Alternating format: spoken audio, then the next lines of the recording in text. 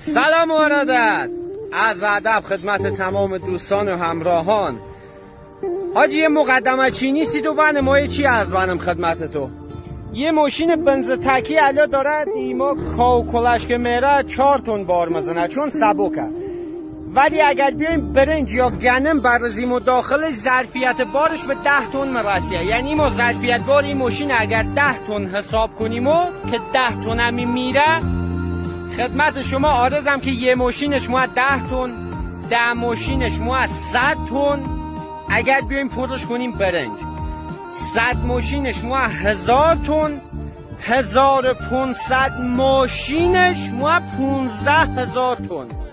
متوجهی چی مو؟ 1500 تا بنز تک بیاری زیر بار پرشو بنی برنج، هر ماشینی هم 10 تن که برزی داخلش 15000 تن اینو متونن برنج بیرن و 1500 ماشینش.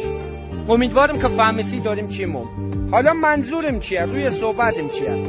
امروز 15/5 دنم فضای مجازی داریم میبینیم و موانو 15000 تن برنج گم بیا هونه بود در نرمیه. 1500 تا بنز تک پرد برنج گم بیا.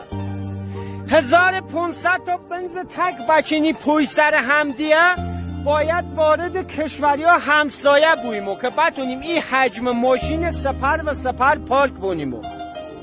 این دوزی ها چجور اتفاق مفته؟ چه ایمان نمیتونیم و دی سر یه ماشین کلش 2 ماشین کلش بوزیمو. به خدا قسم راننده کشاورز با خالی میا سر باسکو با پرش هم را سر باسکو ده ای سال کاری تا او سال کاری اتفاق نمفته ای ما 300 کیلو اختلاف حسو داشتیم و کسی. 1500 تا بنز تک پرد برنج چجور دوزی تو؟ کی دوزی؟ برد کدش کجا؟ و قلا کیه ایقد گفه 1500 تا بنز تک پرد برنج جا گره تنومش یه رد که بی آقا این مملکت یه درست نمود.